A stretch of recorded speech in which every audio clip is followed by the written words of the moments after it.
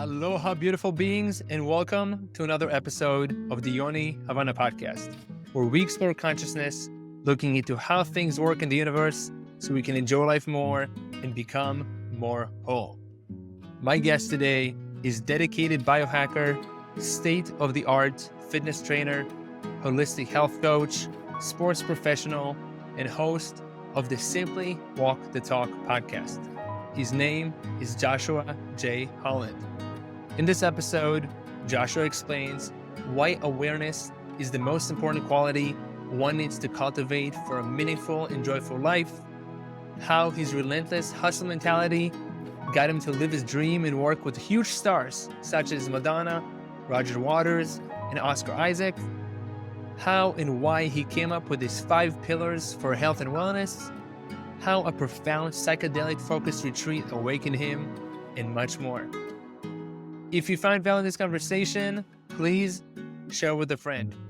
So enjoy this inspirational and heart-opening conversation with Joshua J. Holland. Aho. Josh, thank you for coming on to the show. Welcome. My pleasure. Thanks for having me. Happy to be here. This will be fun.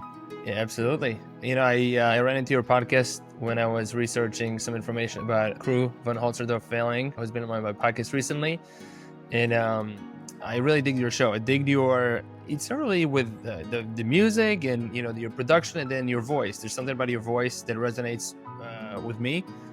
So, you know, I have a lot of judgment on my voice, but there's a lot of voices that I listen to. And Ian Mitchell, we talked about Ian Mitchell a few minutes ago, is one of them.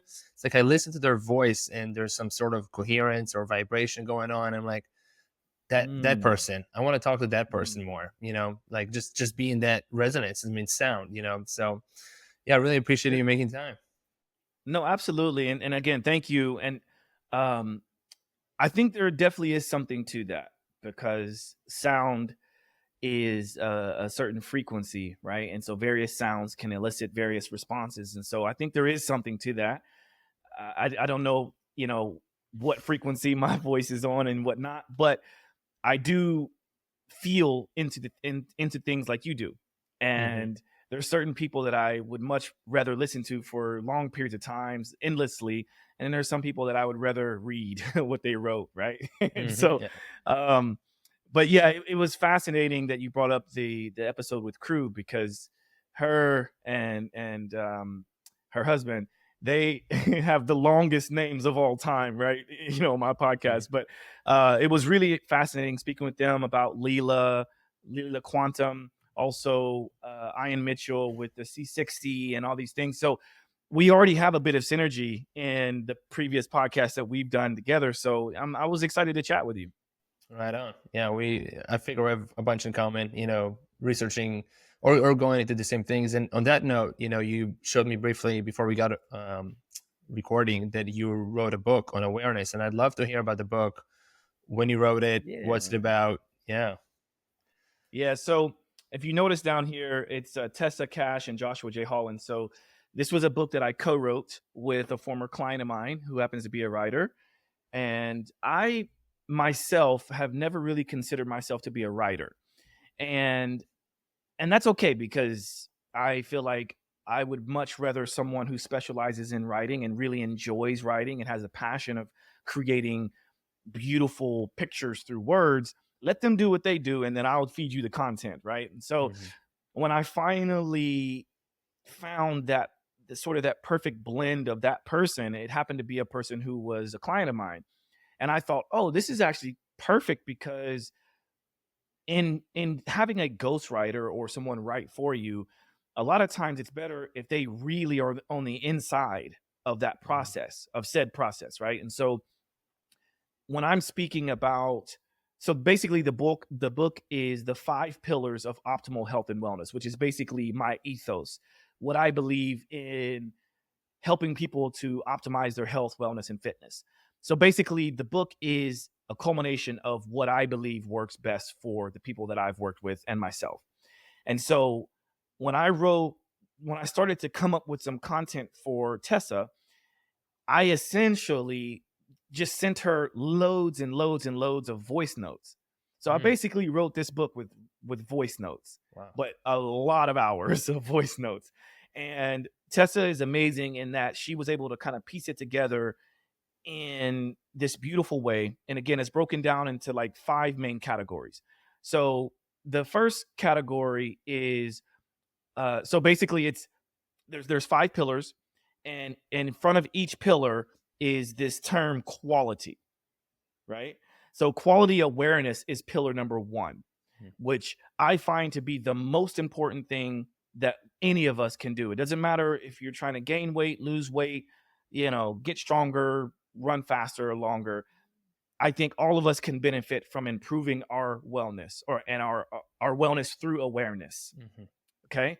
And I used to have the pillars broken down to just like awareness and then the next one and the next one.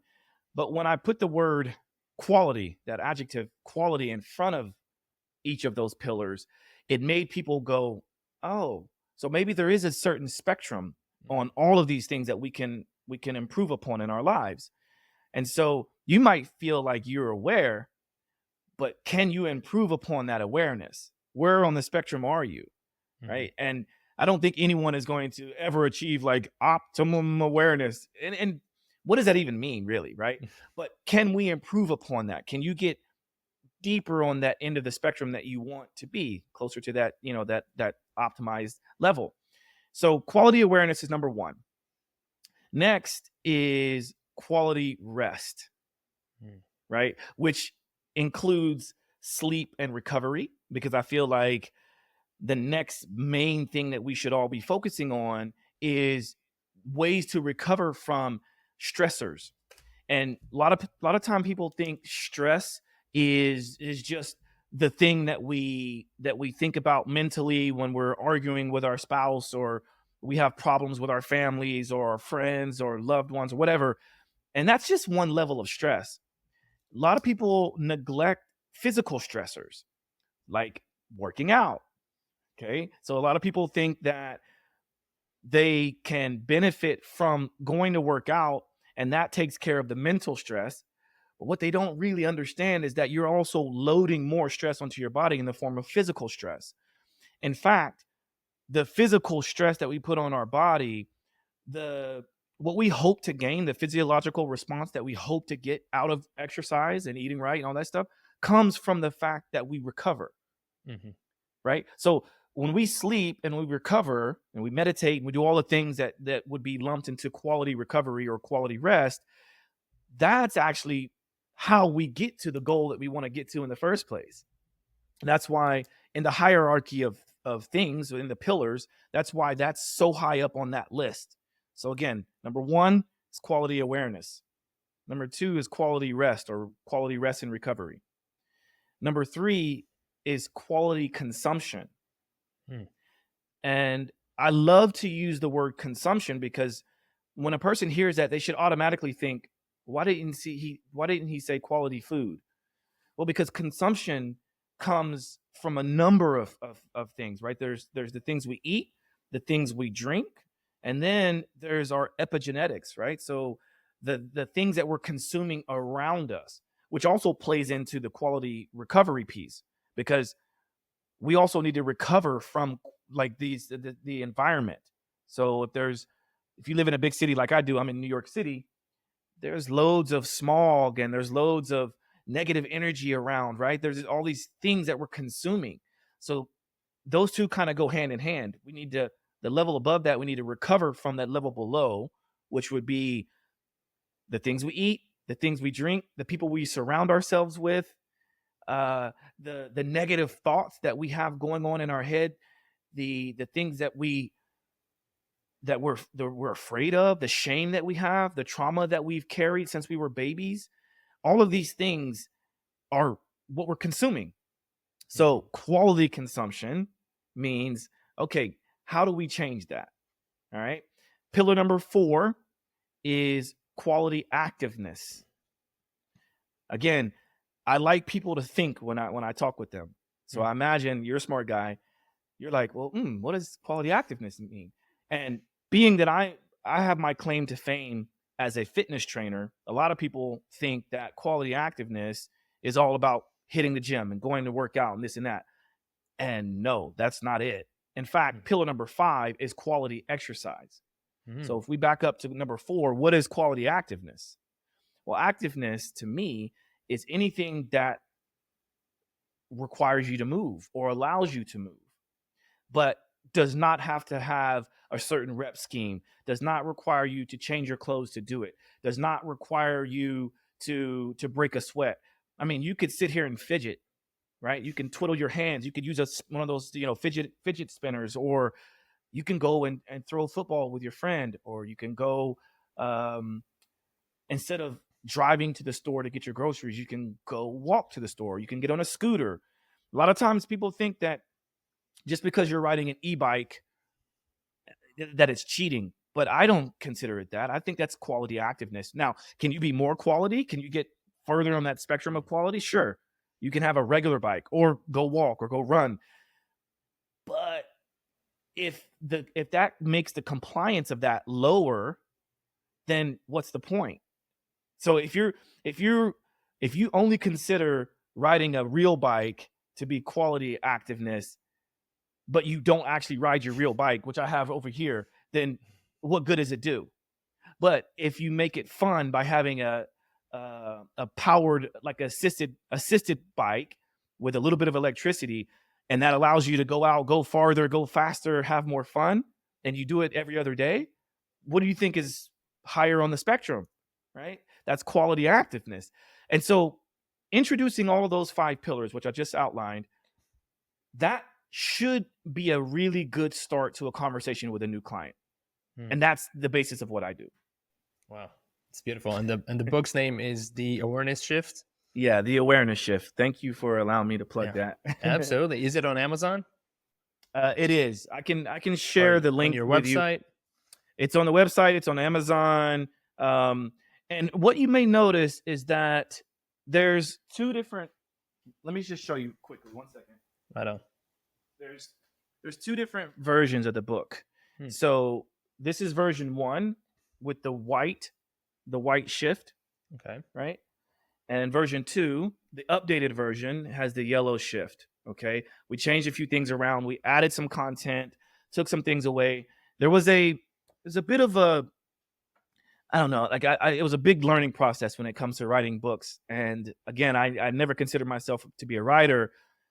And after going through this and all the hoops that we had to go through to get this out, I realized why I am not a writer. I do enjoy reading very much. I enjoy listening to podcasts and audiobooks and all that stuff.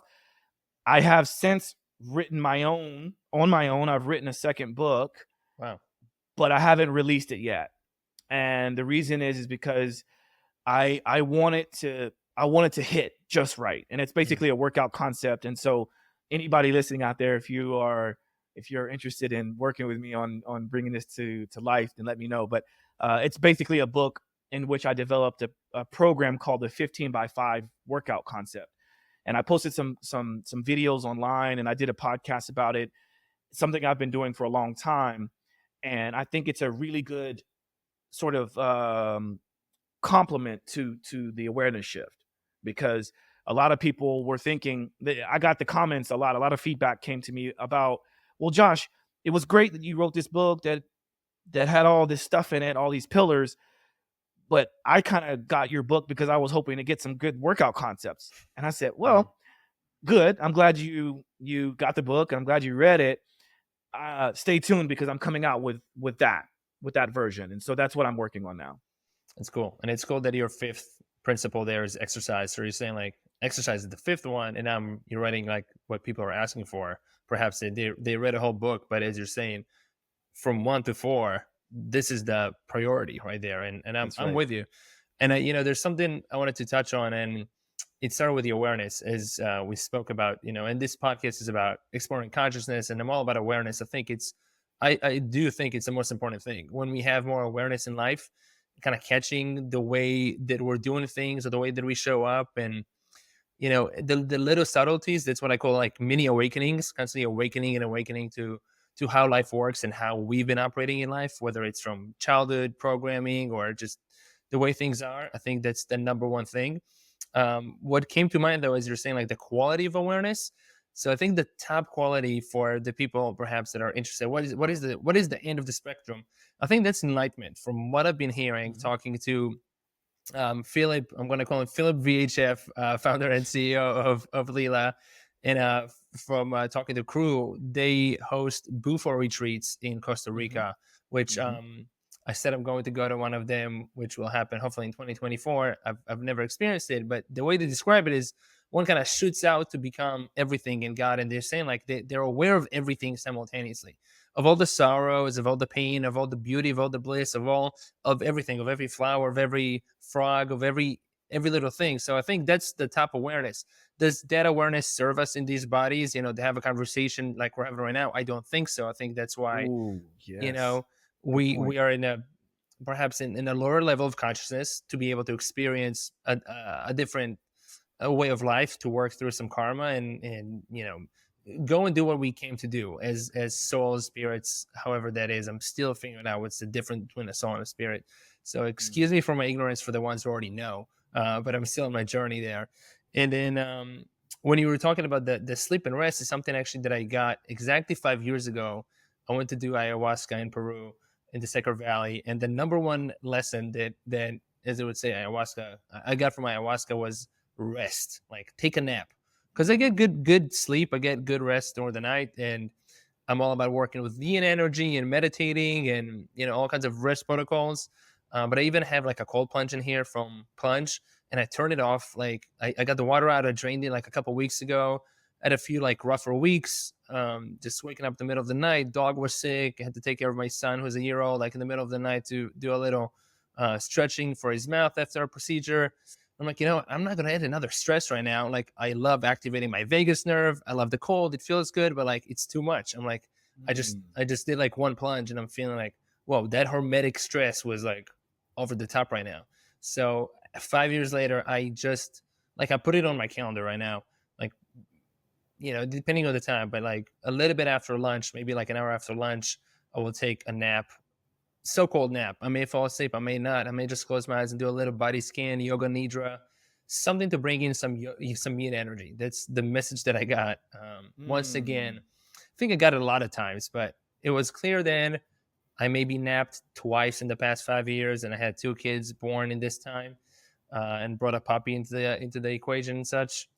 And as I think a lot of people know, life does not slow down. Whether it's kids or without kids, it's not slowing down. So I decided I'm going to consciously slow down now, and make that time. And so I loved how you put those as the two the top principles. And For yeah, I'm sure. I'm I'm all about it. So a There's big there's a fan. couple things, if you don't mind. There's a couple things I Please. want to touch on because, like, I think you're hitting the nail on the head. First thing, and I will try not to forget the others, but first thing is I totally agree about the when is the best time to achieve the ultimate end of the spectrum of awareness, which would be enlightenment. And I think you bring up a really good point, which is we are not designed to be at that level all the time. It's great to get to that point. I there's times that I felt like, because I've done DMT, and I've done Hape, and I've done a bunch of various things. I did a hero dose of psilocybin, and like all throughout all these moments, I was like, wow, there was so much. But to your point, it's like to live in that, it would be too much, I think, for me. Hmm. And so, how do I sort of come back to reality, reintegrate into this reality, and allow others to possibly get to that point? And then it's just like this beautiful cycle of then they understand that they can't stay at that point, and then they can show others, and then eventually everyone becomes a little bit more aware, which is why I'm actually happy that microdosing is becoming a little bit more prevalent nowadays, and I think it's going to do some good. Hopefully, that is true. So that was one thing I wanted to touch on. I think the spectrum, that kind of optimum end of that spectrum is enlightenment. Where where do we find balance of living in the best that we can on that quality spectrum, but also being able to integrate into the society in reality? So that was a really good point you brought up. Another thing is talking about like cold plunging and and sort of understanding when and where and how you may be able to reduce stressors. And I call that awareness. So that's the reason why you came to that, because you were aware that you needed to make a change. And this is what I want most people to understand when they work with me, or when I speak with them, or we have a conversation. It's not about any one person being right, or one method, or one device, or this and that. But it all comes down to, what is your perspective and what is your awareness within what you want to do or need to do? Because nothing else matters. Like you brought up a good point about having the cold plunge and having the different tools. Like, if you were to come to my place, or if I took a camera around and show you, I have a load of things. I mean, so much stuff. And I can probably find a hack for anything that a person comes to me for. Or I can say, but what is the point? Let's say you do get to enlightenment, like you did, through, or like you've heard others do with Bufo. Then what?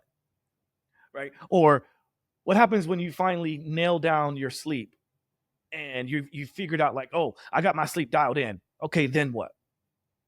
Like, there's so many more things that we can work on throughout our life to actually thrive, instead of trying to just survive in this world, right? And so, I love the idea of taking a nap. I take a nap almost every single day. Wow. Almost every single day. And the reason why I do that is because, one, it allows me to kind of break up my day a little bit, right? And of course, I use a few devices. Like, I use Brain Tap. I don't know if you're familiar with Brain Tap, but I use Brain Tap, which I think is amazing, incredible. I also have some cool, like, red light devices that I'm trying out. So because I'm a biohacker and I get a lot of things sent to me, or I purchase a lot of things to try out to see if it's going to work, it's also kind of like my accountability into doing the things that I know I need to do or want to do anyway. So I'm not going to spend a bunch of money on something and then let it sit there. If it's there and I like it and I see there's good use with it, then I go, oh, okay, well, I need to try this one out. And that happens to support my need for a nap. So it's a win-win for me. That's awesome. Yeah. Do you take naps then with the brain? Do you like cycle things on and off? Like, you do red light during a nap? I'd love to hear some of your protocols. So as you get to know me, you'll know I am not a person that gets that's like put in a box, right? Mm-hmm. So I do all the above that you just mentioned. There's times when I will literally flip on, crappy TV and happen to, like, get in my infrared blanket and lay on my couch and fall asleep.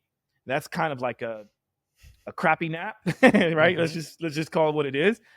Then there's times when I go the other end of the spectrum. So again, for me, spectrum is kind of a big part of my ethos, spectrums.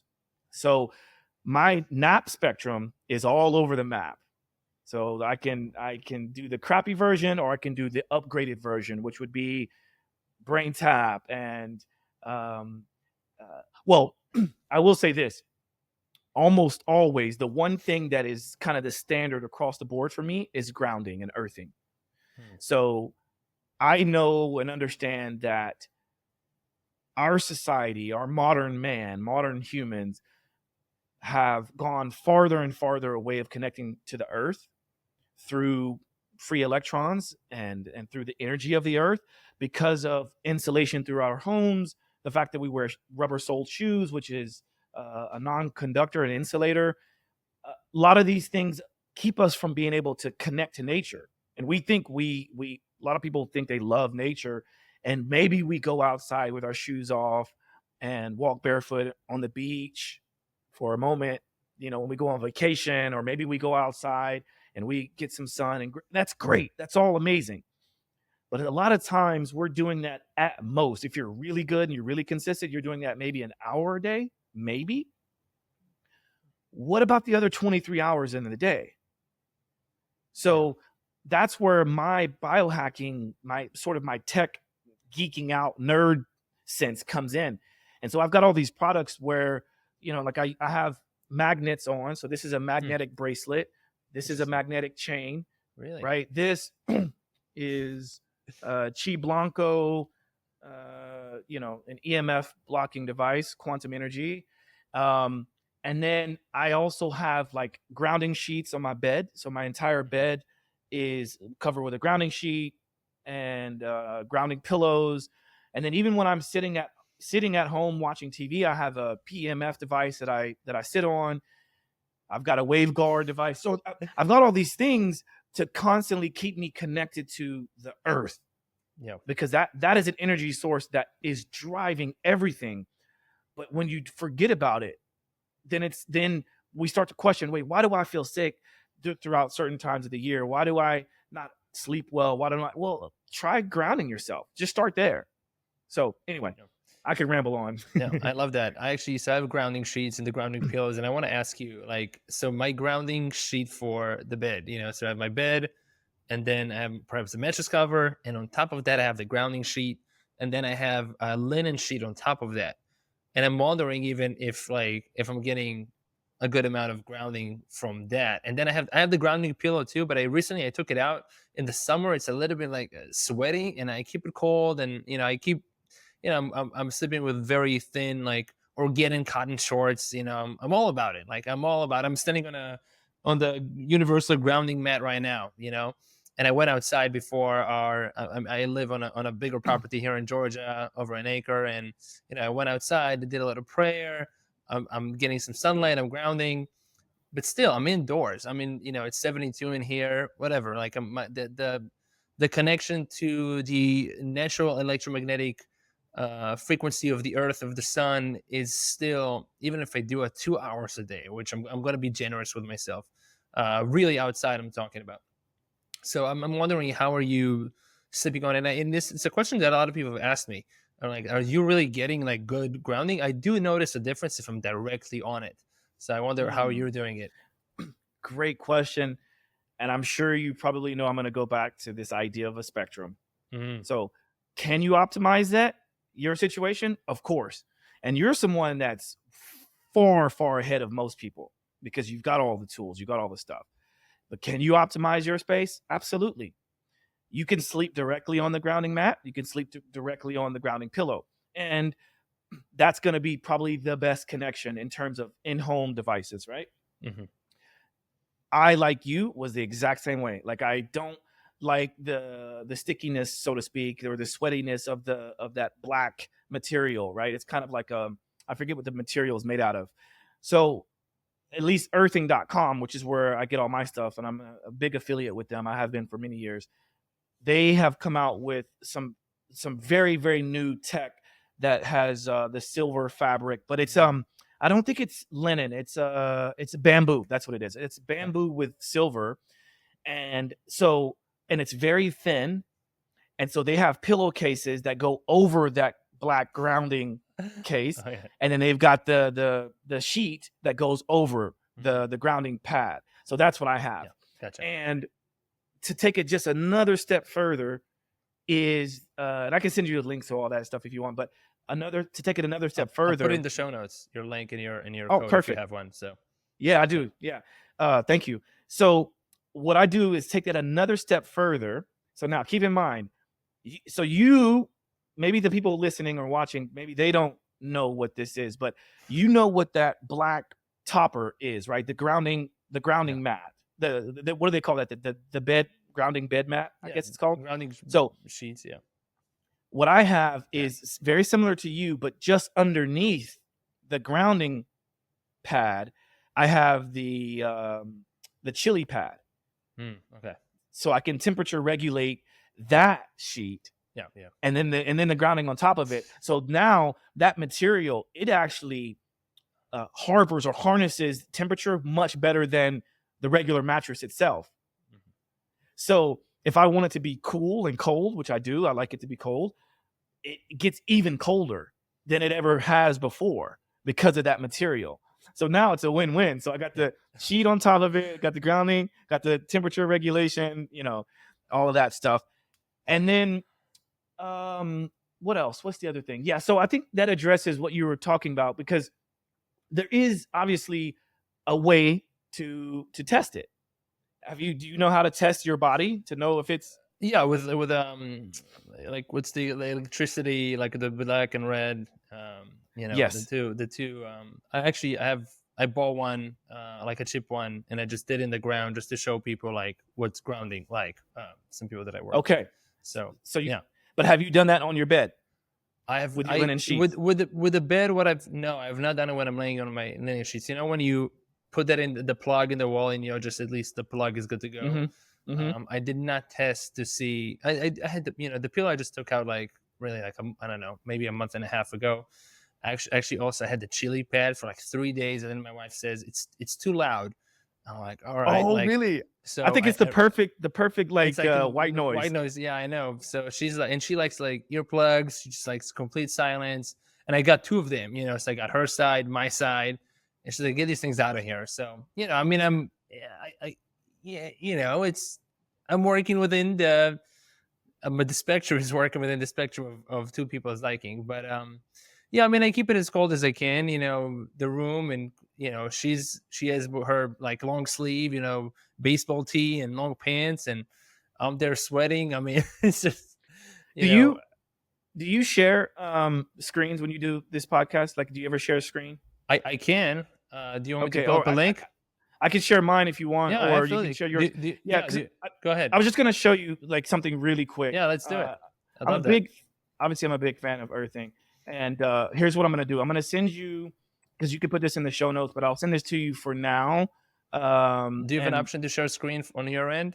yes, I'll Okay, share cool. screen, but let me just Cool. pull this up before I share it. It's the real optimization going Because on here, fellas.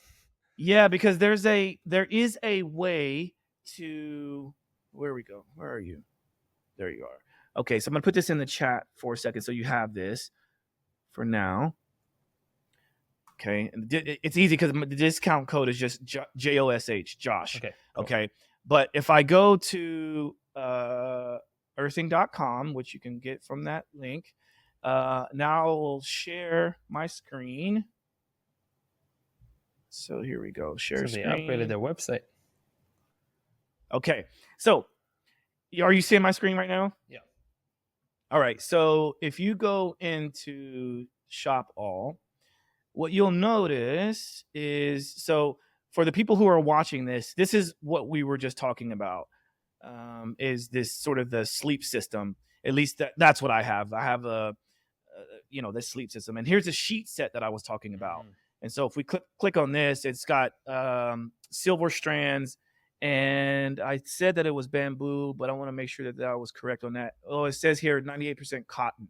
So I thought it was Nice. bamboo, but it is cotton, which I guess you're into as well. I like cotton better than bamboo. For anybody who's listening, I do think it's a better material. It It's says vibration.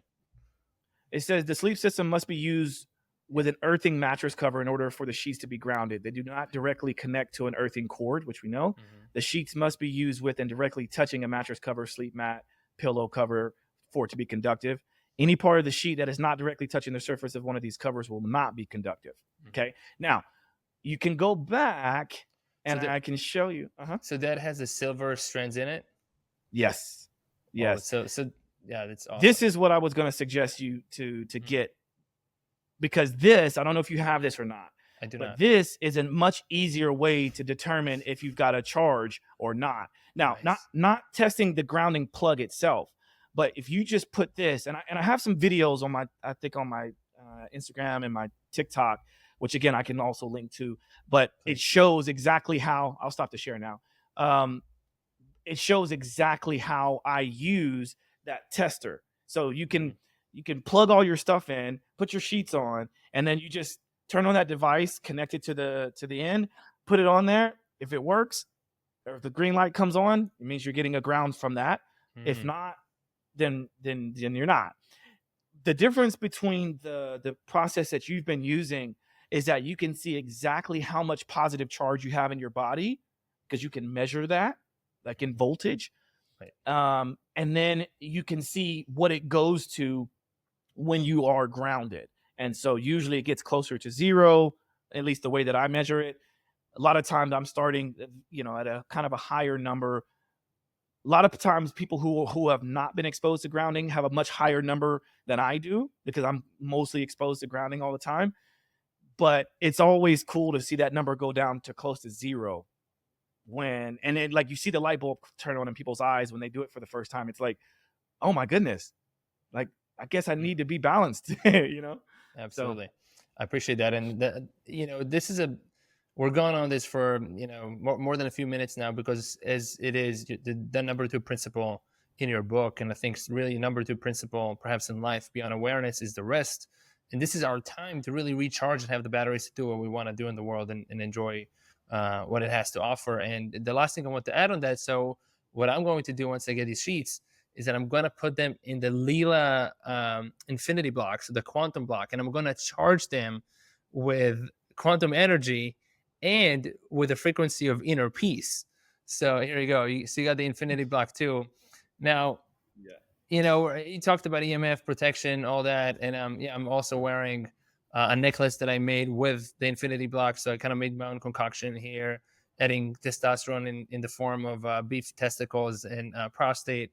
I know this may be a little bit much for some people to hear, but making my own things there to protect from EMFs and embody my energy with other frequencies that I deem useful and life enhancing for me. So yeah, I'm gonna go the next step. I'm gonna get these sheets, put them in the block, and have the quantum energy conducting. It's gonna be awesome. So thank you for that optimization right there. I'm stoked about it. And I'm sure for at least some of the audience who is listening to this episode, they're gonna be like, yeah, that's the jam right there. I mean, yeah, I don't know how many hours of sleep people get today, but let's just say 7+ hours on average.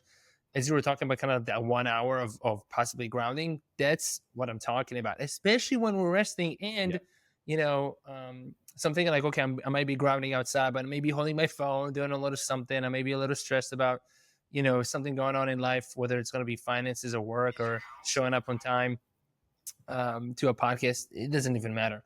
When we are in that real parasympathetic state, that's gonna get to the deep sleep, etc. So huge fan. And I think the sheets, what I've seen as you were sharing the screen, it showed like $160 or something. Perhaps that's for twin or queen, but we're talking I about think it's for queen. Yeah, we're I mean, relatively, from what are people going to spend money on? We know how much dinners cost these days, especially in New York City. But like in a lot of places, like a dinner for two, we're talking about $100 usually, 80, $100 or more. So it's gonna easy. I mean, you're gonna have a glass of wine, you're gonna have dessert. You just the tip these days. I mean, we're talking about 15, 18%, 20%, and yeah. So anyway, so to me, it's a no-brainer. I just sent you a link, and I know we're belaboring this topic, but I just sent you this link because this video here really shows people the several ways to do this. Okay. So, and it has an example of that tester that I'm telling you about, so you can see exactly how it works. But also, what happened is I was in Budapest because I have my family lives in Budapest, and my ex-partner and I, we have 2 kids together, and we were staying at a very old house. Her father's mother's house, so her grandmother's house. It was extremely old and doesn't have proper grounding. So what do you do in a situation like that? I pride myself in being grounded all the time as best I can. Well, what do you do? This video describes it. Awesome. All right, I'll link to it. On that note, hearing about family and kids, I'd love if you feel comfortable sharing. Got 2 kids, got more than that. I'm curious about your because you're doing so much for yourself already, learning so much, and you have a show and you're working with clients. And as a young father, I love hearing how people juggle these balls of family. It is very challenging. Okay. So my ex-partner and I, we're not together anymore. We're just co-parenting from afar. I do my best to support them from afar, and I get a chance to see them. Like I get asked a lot, how often do you get a chance to see your kids? And the question is like everything else, it varies. Sometimes I'm working in Europe, so I see them regularly, or like once a month or twice a month. Then there's times when I go several months without being able to see them physically, but we communicate a lot, thankfully, with technology of today. So modern technology allows me to stay connected with my kids. And, so my son is 4.5. He's almost 5. My daughter's 2. And so my son was born in Germany. My daughter was born in Budapest. They all live in Budapest as we speak. They may be transitioning to go back to Germany at some point. And to be totally honest with you, I'm actually okay with the fact that they live there and not here, especially with a lot of, like, over the past couple of years, just what I've seen happen here in the US, especially in a big city like New York. I grew up, I'm from Oklahoma. I'm a very, very like small town country boy. Like, my town has about 3,000 people in it to this day. And I live in New York City for the last 19 years. And there are certain buildings that have more people in it than my town does, right? And so but I do have this blend of kind of like small town life and big city urban life and traveling the world and all these things. And so I've gotten an opportunity to kind of understand all of those differences. And when my partner and when we were together, she was just like, you know what, Josh, I'm not sure if I want to raise our kids in the US. And I'm like, no, that's okay. I'm okay with that, because I think she was a little bit nervous, thinking that, like, I'm going to want to have my kids here. But one, it's super expensive here in New York. I wasn't quite sure if I was ready to move back to Oklahoma. And then that would be essentially taking her and the kids away from their family there, when I don't even really live in Oklahoma anyway. I go back and visit quite often. But the reason why I say it's challenging is because, of course, I wish I had my kids with me all the time. I wish I had them here. At the same time, I wouldn't be able to do the work that I'm doing if that was the case, because it's hard. Like, I'm traveling, I'm working with clients, I'm in and out of planes, I'm in different time zones, and kids just want to be kids. They don't really quite understand you got to be quiet, or you can't do this, you can't do that. And we also try to raise them in the most natural way possible. So they're barefoot all the time. They have barefoot shoes. They're grounded. They eat the best foods. They've literally never eaten at a fast food restaurant, right? I mean, it's just Same. like their mother always packs them healthy food, cooks every night. They cook with her. They understand all these things. And of course they have their challenges and their kids, right?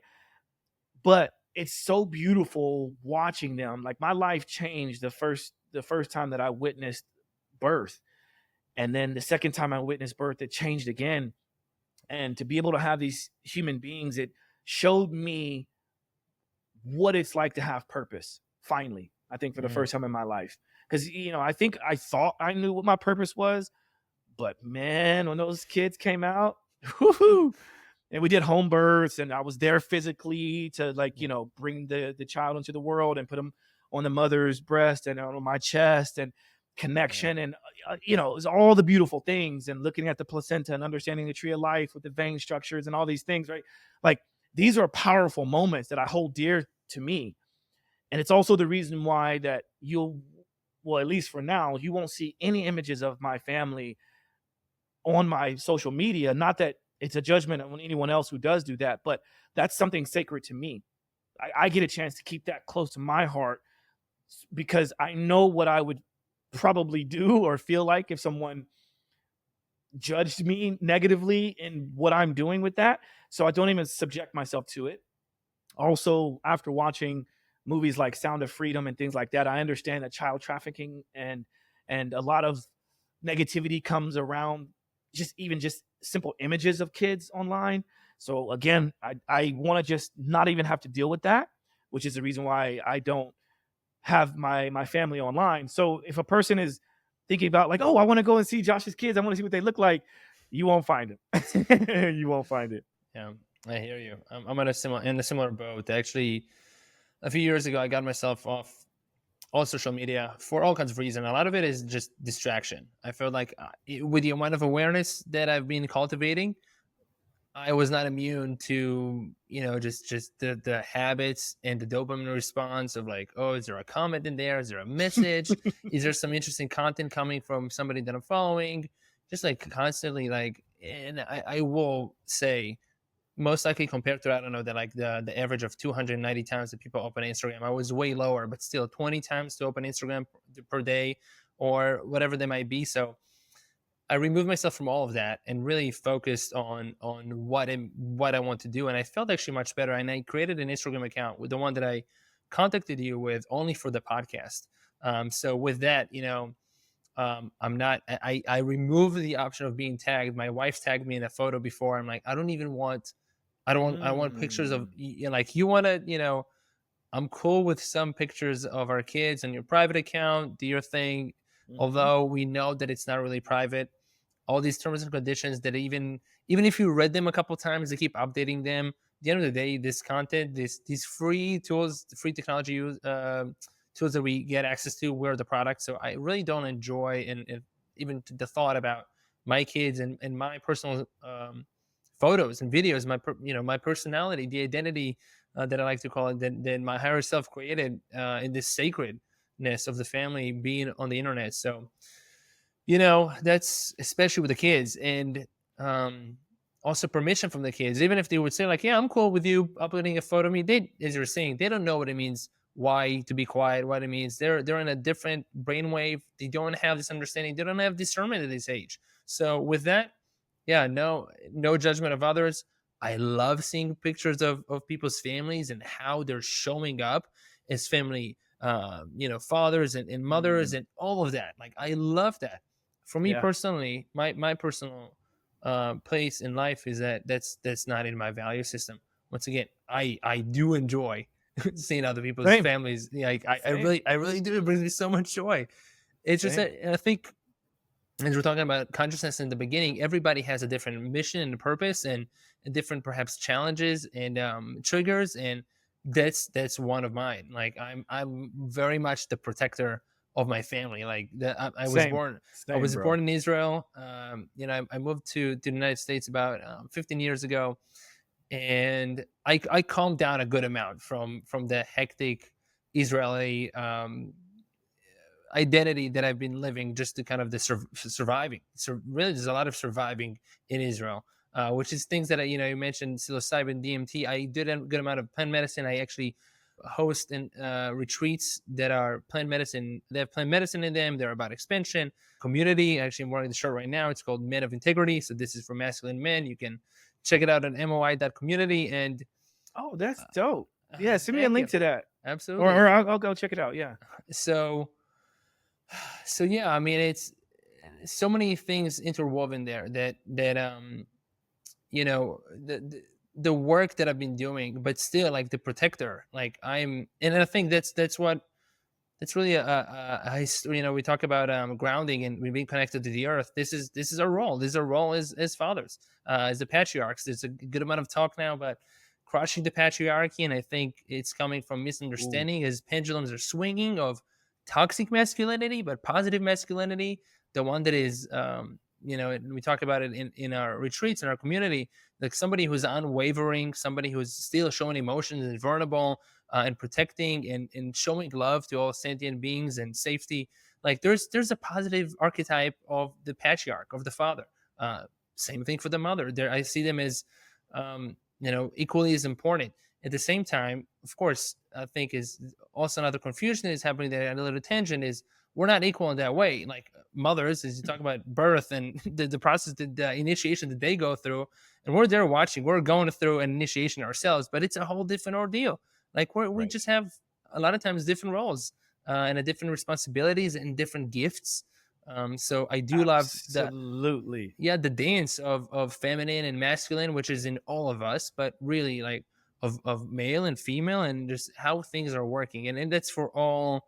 I'm gonna say that, as inclusive it is, it's for all likes, genders, sexes, however that is, however form God creation has created, and whatever expression it is, there's a beautiful dance um to be danced, to be expressing ourselves in, to really let that flow and bring it into beauty. That's how I see it. Yes. Very well said. And there was one thing that I wanted to agree with you on and touch on briefly before we go down the path of the genders and things like that. Because I agree. I mean, everything you're saying, and it's not that we all have to always agree, right? But I love your approach. When you mentioned that you enjoy seeing other families and the dynamics, I'm the same way. In fact, when people who are close to me, those are the ones who do get a chance to see my kids, and it's because either they see them in real life, or if they're with me and they care, like, oh, like, I haven't seen pictures of your kids in a while because I don't post it online. What I do is I share with them in person, in real time. They get a chance to see. And when I watch them go through my photos on my phone or my iPad or my computer or whatever, I get a chance to witness that same amount of joy that I witness when I see other people's kids. And it's for me, it's incredible. It's so amazing. So I do get a bit of that, maybe not as much as I would if I had, photos online and things like that. But like, I'm with you. I'm the protector of the family. I am not subjecting them to that. And that's that. And then on the subject of masculine toxicity and, and all these things, I recently watched the movie Barbie, and I was planning on doing a reaction podcast about it. I think I still might do it, but really, when I talk to people about if they went to see the movie and what they thought about it, that topic comes up. And I think, well done for the topic to at least be out and about. Now, obviously, I have some issues with the way that it was done and parts of it. Have you seen it? I have not, but I've heard like somebody wrote like a segment in a group that I'm in, like a more esoteric group, and the way they were talking about the concepts that the movie shows got me excited to go watch it. So yes, they were talking about like how conscious, like the level of consciousness they were depicting there with masculine, femininity, Christ consciousness. I'm like, whoa, I did not expect that at all. I thought it was another Hollywood movie for, I don't know, the 2000s. Well, I will say this. The person who wrote that sounds like a very evolved person. Sounds like someone that is very aware, someone that who gets it, because that's not most of the comments that I'm seeing. Most of the comments I'm seeing is like, finally,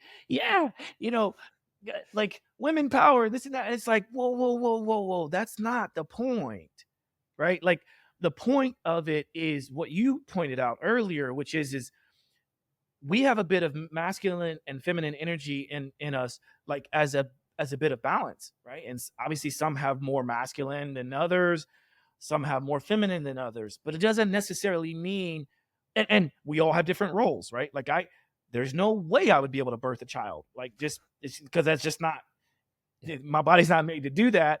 But it looked painful, you know what I mean? And we can do a lot of painful things, but like our roles in this world is, so it's not that it's giving it away, but like Barbie land is sort of set up as like as a way for us. If you go into it with an open mind, it's a way for society at large today, which is mostly a patriarchy, right? Mm-hmm. It's designed for it to be seen from another perspective. Mm-hmm. Almost kind of like, what would it be like if it was flipped? That's kind of how I went into it and how I left. Like, and the parts that I feel that was exaggerated was explained to me was like, well, that's how we as women see it from an exaggerated perspective. And I go, right? Because just because I don't think that that's how life really is, doesn't mean that that's not how others perceive it. Right. So again, to the person who wrote in that group, well done, as I imagine that they see it from a very different perspective than say others see it. But that's how we should be going into these things. And a lot of people are judging it based on, oh, well, why does it all have to be pink? And why, I don't even know why I'm talking like this, but but it's like, that's what I think of the person who's writing these comments. It's like, why does it have to all be pink? And why does it have to be women this and men that? And really, it should be just doing what we're doing right now, is talking about it. We should be talking about how are others perceiving the world. That's it. Well, I think as you're talking about it, and I spent a good amount of time in New York City specifically, like a lot of summers in New York and Long Island, and I would go to the city a lot, and it would just make me think about people in New York City, and like how in New York in general, and how animated they are, Yeah. and really, and I love that. I really, really love that expression of humans. But as you're saying, like the complaining or the current reactive, kind of like looking to be right, looking to have a conversation, looking to be in a tribe, like we're in like kind of a ganging up and saying like, oh, this is like I'm complaining about X, Y, and Z, and kind of sticking their guns into it, not being open to have a conversation that is more calm and open-minded and open-hearted, like what's going on in here. And as you're saying, different truths coming from different observers through their bodies, identities. I mean, all these are true things. It's just true to me may not be true to somebody else. That's right. I do think, as you were touching on, like, and say with Barbie, and I haven't watched it, but perhaps the pendulum, the pendulums, I think, and then I talk about pendulums, and then you talk about the spectrum. It's like it's been swinging from like, okay, toxic masculinity, all patriarchy, a lot of masculinity, and with that, of course, and my wife included, like working full time and really doing a lot of roles that are more manly. Don't think there's anything wrong with it. You want to dabble into something fantastic. It's about finding the balance for each couple, for each person, and whatever satisfies them. I think a lot of the times, perhaps including myself, people can get, and I've seen it with men. They're kind of like, oh, okay, all the way to femininity, like yes, surrender, vulnerability, but like we gotta find that balance. It takes, and I know it for myself. I've been swinging the pendulum in so many ways that I have to it's kind of like snowboarding. Like you have to fall on your ass before you know how big of a turn or like a slicing you can take. And I think that's kind of what's going on with society right now. And with that, I do think, so I mean, I said, genders, sexes, etc. I do think, and it seems like there's more masculine men. There's more masculinity, higher percentage of masculinity in most men in the world, higher percentage of femininity in most women in the world. And in general, the feminine likes to the feminine, the matriarch, the creator, really likes to be shaped by the patriarch, by the pattern that we as men, they're creators, they're given birth, and we can direct and help with the direction of that creation. And that's really what brings, I think, kind of the yin and yang, the masculine and feminine into a beautiful dance. And but with that, I think that it is desired by the feminine side to be directed by the masculine side, for the masculine to take the lead, and for the feminine to fully surrender and trust that it's a safe environment for her to do so. And it's not only safe from other external threats, safe in a way that, being listened to and really honored and respected and all of that. So yeah, I'm fascinated by how these archetypes that I'm still learning about. My partner in these Men of Integrity community and retreats, who's got 14 years on me, I'm 36, is 50, and he's a lot more wisdom than I do. Perhaps he also had more wisdom than I do at 36, but he teaches that, like he calls it also polarized relationships, of how it's good to have a balance. And sometimes perhaps people will be more balanced in their masculine and feminine, and also you need somebody who's about more balance. I think that's a more of a rare occasion.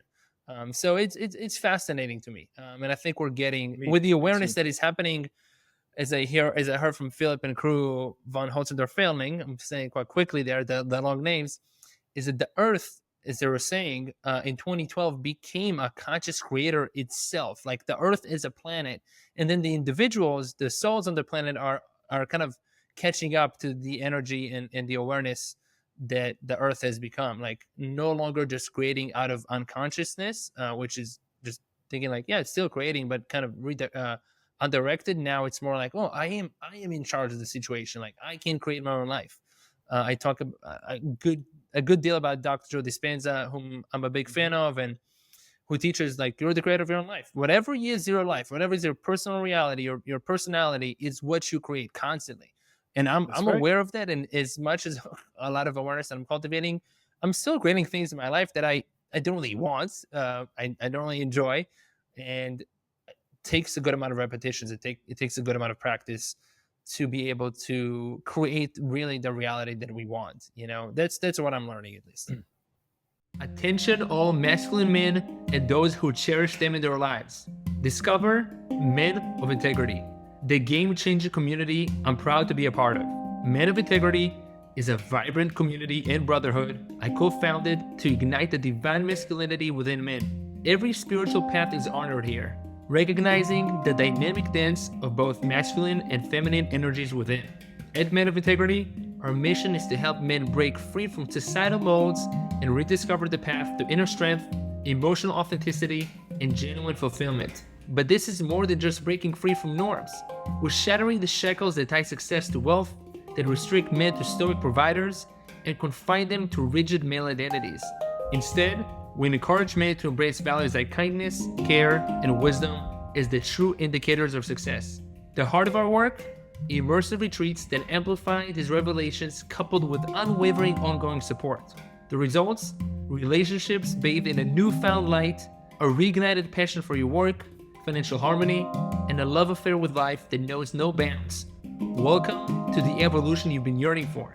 Visit our website, moi.community, to read heartfelt testimonials from our members, learn about our vibrant community and transformative retreats, and secure a spot for a life-changing experience that promises to expand your horizons. Aho. Beautifully put. And I think there's going to always be some sort of power that the powers that be that will encourage division.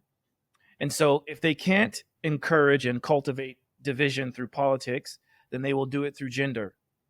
Then they will do it through pandemics, or they'll do it with race, or they'll do it through religion. But the best way to conquer is what they say, divide and conquer. The division is constantly happening. And so now the current division is genders, right? Like gender, right? So it's like, if you are aware of all of this, then you kind of go, well, actually what they don't want is for us to come together as a people, and because then they don't have any control over us. And I know this sounds very like conspiratory and whatever, but this is just how I see it. And so why not tap into the best parts of us and then improve upon the lesser strengths within us, right? And so if you are always in your masculine energy, whether you're male or female, then what would it be like to tap into your feminine energy? So maybe that is, and I've done some posts. In fact, one of the few posts that have ever gone viral for me happened to be me posting a clip from Joe Rogan's podcast with Jelly Roll, in which Jelly Roll and Joe Rogan got very emotional and crying like several times throughout the show. And, I got nearly 2 million views on Facebook and over 500,000 views on Instagram, simply because these masculine guys are showing their vulnerability. And of course, there's going to be haters on the comments saying, this and that. But at the end of the day, the conversation was around tapping into that other side. And we can do more of that. So instead of trying to break other people down and completely shift to a matriarchy, why can't we just live in balance? Like you pointed out. That's what we should be trying to do. Absolutely. It's actually something we talk about in the retreats that we pride ourselves on is breaking like the societal definitions of men, of the kind of the unemotional, detached providers, kind of the macho man, so a lot of that, and I think when men, especially, and as we're talking about Joe Rogan and Jelly Roll, embrace the vulnerability, the more nurturing feminine side, that's when they become more creative. They actually make more money. They have a better sense of who they are. They're really connecting to parts that they've been shutting down because the programming, and that's just the way we grew up, is kind of big boys don't cry, stuff it down. And I remember I prided myself of not crying, being very cold, cold-hearted, just like getting stuff done. And it's a fine line. Like I still want to get stuff done. Like I still want to be unwavering, but like every once in a while, I got to let it in. I got to like be okay, and it's something that I'm still working with, of not deflecting sadness and like grief, and I was just like, grief, like that, stick it out of the way, like bypass it, get to what needs to be done. I think there's just like honoring, those emotions, honoring emotions in general, showing emotions all these things that perhaps now, yeah, they're way more acceptable, way more common for men to do, as it's just a new age. But when I was growing up, I mean, when I was a teenager 20 years ago, that was not even, I don't remember anybody who's doing it. I mean, I really don't. And if they did, they were most likely just way more on the feminine side, and that was less common. So yeah, I mean, this is how it's kind of how we grew up. Well, there's a technique I like to use, and this can apply to relationships, work, family. It can apply to even fitness training and what I do as a trainer. One of the techniques I like to use is role reversal. And so just imagine, let's say you and your wife decided for one day to completely reverse the roles. There's so much that comes out of that, because I've done it with my clients, right? So I'm going to be the client today. You're the trainer. And what do you think comes out of that? Lots.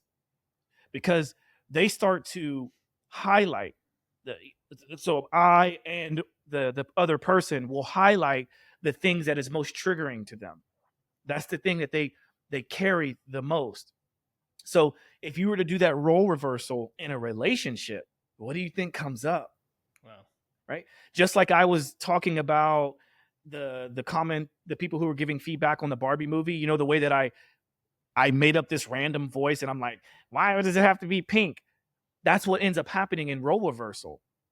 And it's like, well, that's the exaggerated version of how I actually talk, or that's the exaggerated version of what I actually do. So let's uncover that a little bit.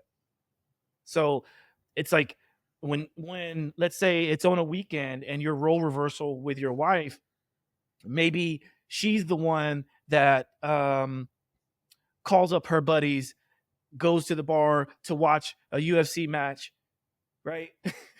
And it's like, well, what does that look like, right? And then maybe you are at home with the kids and you're cleaning and whatever. Like maybe you're like, oh my goodness, now you both have kind of a different respect, because it seems easier to go and hang out with friends and things like that. Like it doesn't always mean it's easier. Sometimes we're having to deal with things. We have to deal with our buddies who might be dealing with their pain. And sometimes we are the person that they want to be around because they want to dump all of their problems on you, right? On me. And that's hard work. Absolutely. Or, I'm the one that has to sift through hundreds of comments and direct messages and emails and text messages from my clients. And I put so much passion into that. So now if I put that on you, okay, now you're going to take care of all of my tech. You're going to have my phone for the day. My phone, my computer, go. You can have the passwords for it, and good luck. Good luck, right? And so I think what comes out of that is hopefully it's a better understanding as to how we can find a compromise or a blend to make this whole ecosystem work if you wanted to. That's it. That's awesome. I'm digging it. I think that's a cool exercise. It sounds hard. It sounds hard to even like keep doing it for a few hours. There was one thing. I mean, every once in a while, I'm like telling my wife, like, how about you do this right now? For like something little, a little small that in the household. And she's like, no, like not digging it. And the same things about the things that she does. And like, doesn't sound too great. And yeah, a lot of appreciation for so many things that people do. And even just, as you're saying, like, it doesn't have to be the romantic relationship. It can be with clients, it can be with partners. Like I have my business partners, and a bunch of the things that they do. And I'm like, it hit me like I was on a retreat, like a couple of weeks ago, maybe less than a couple of weeks.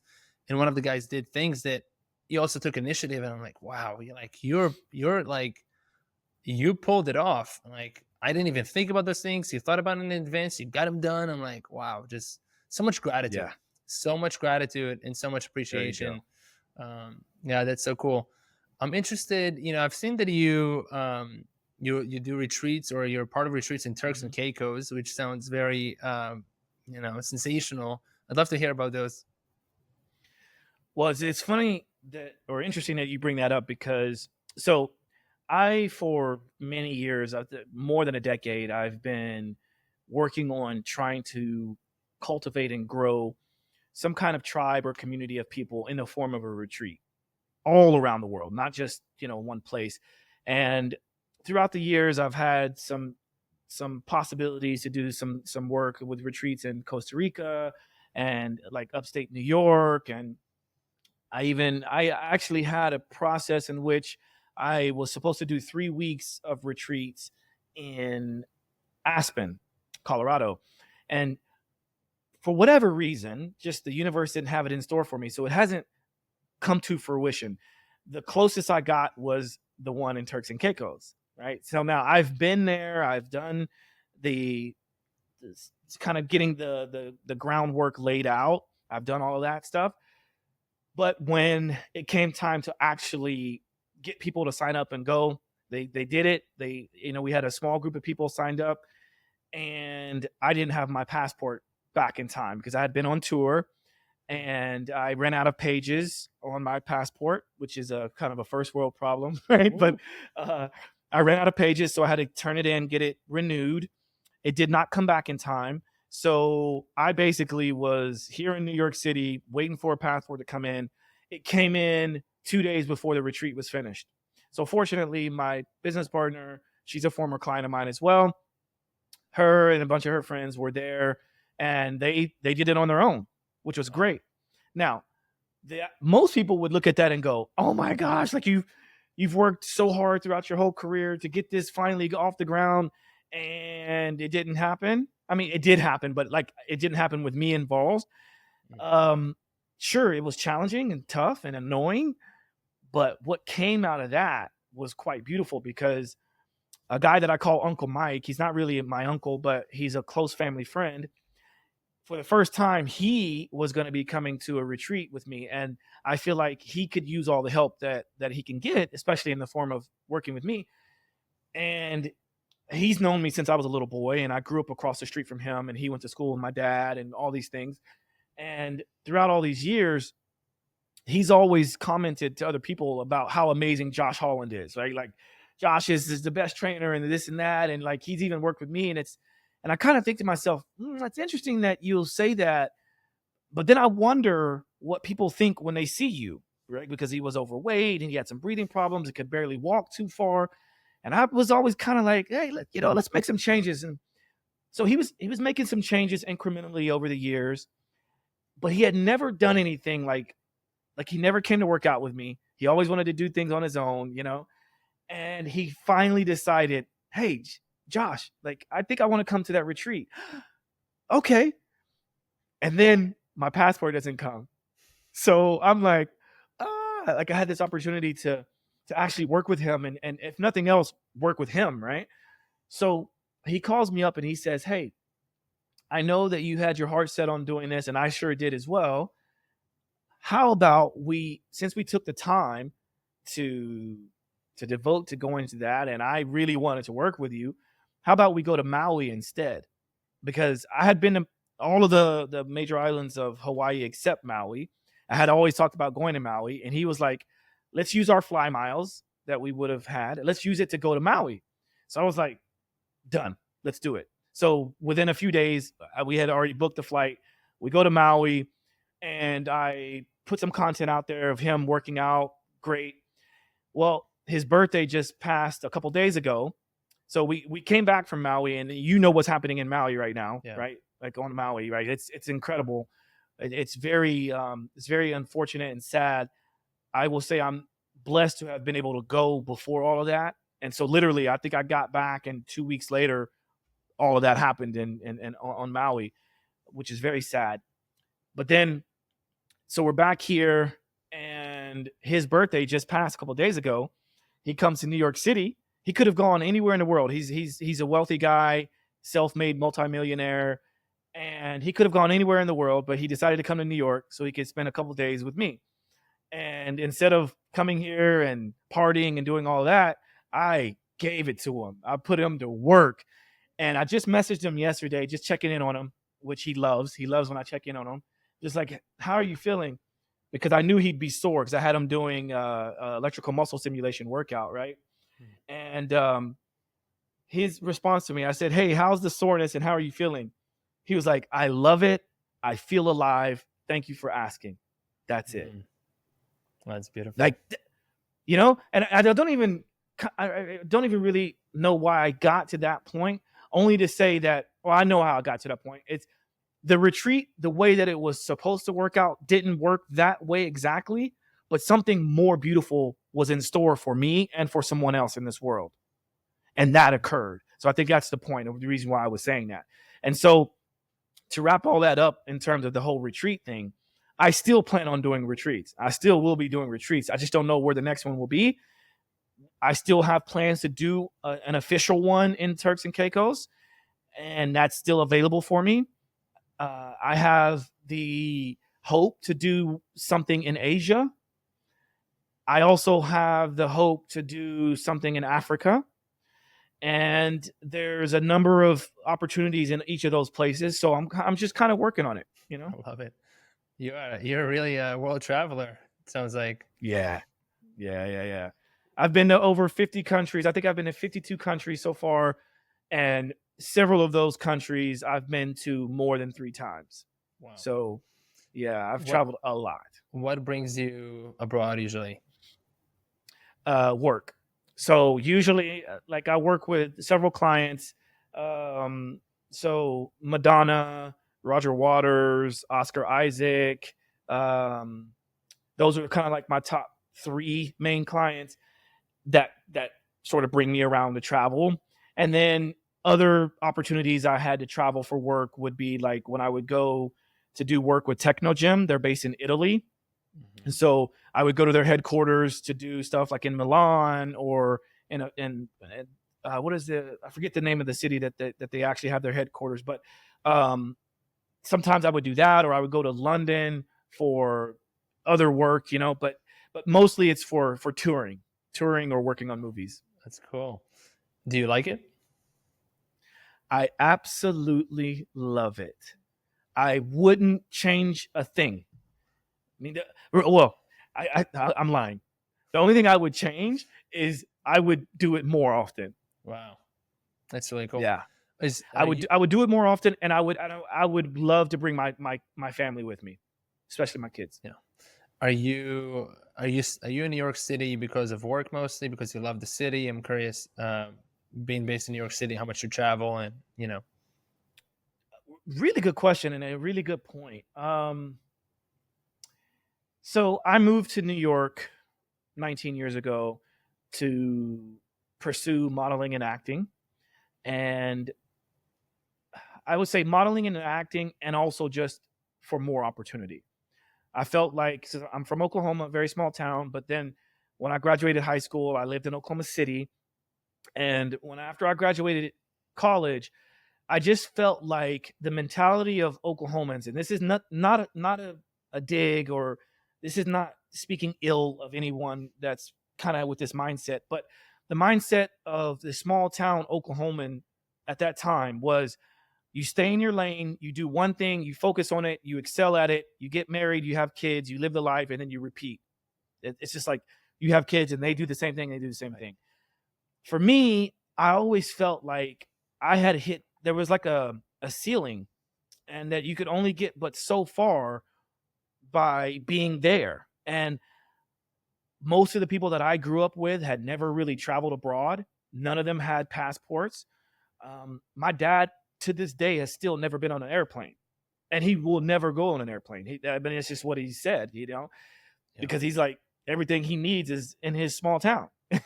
So, and then even my brother, like, I had to literally pay for his ticket and tell him, if you don't get on this flight to come and visit me in New York, then, you know, not that I won't ever talk to you again, but like, I'll be pissed off, you know?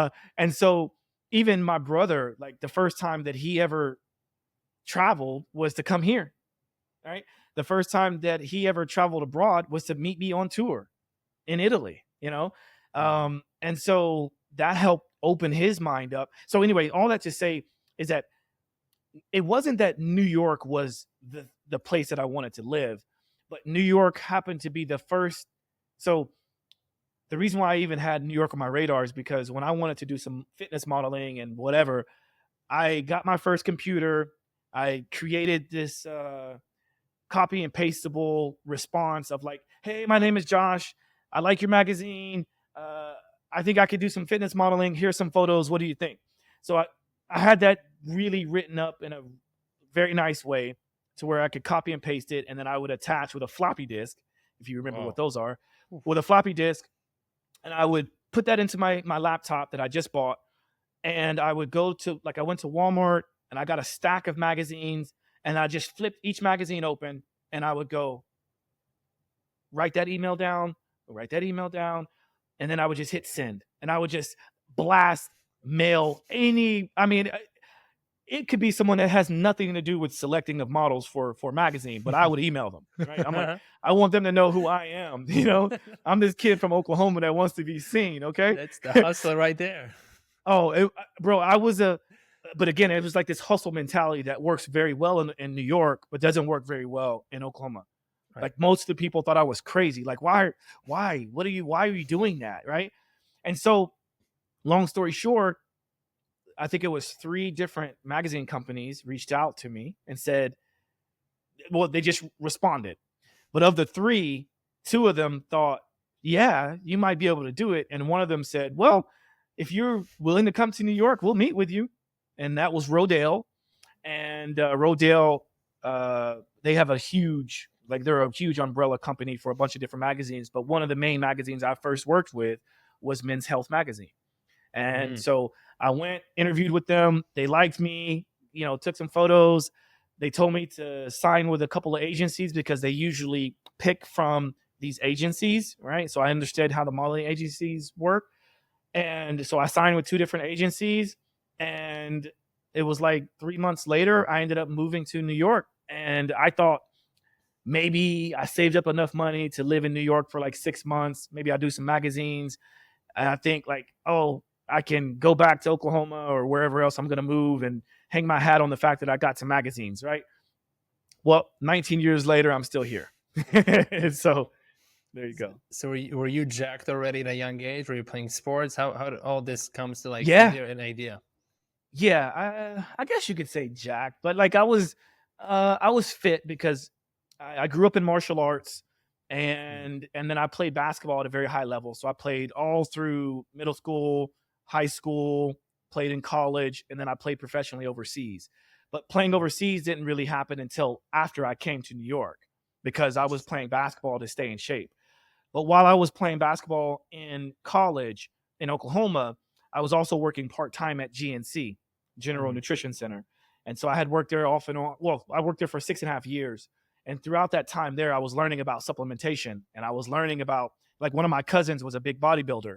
So I learned the difference between steroids and other performance enhancing drugs, but like the legal ones versus the non-legal ones. And then I started to understand about herbs and tinctures. And, my dad, he was always very well-rounded, and he has a big influence in Eastern philosophy and Eastern medicine, which is a big part of my martial arts upbringing.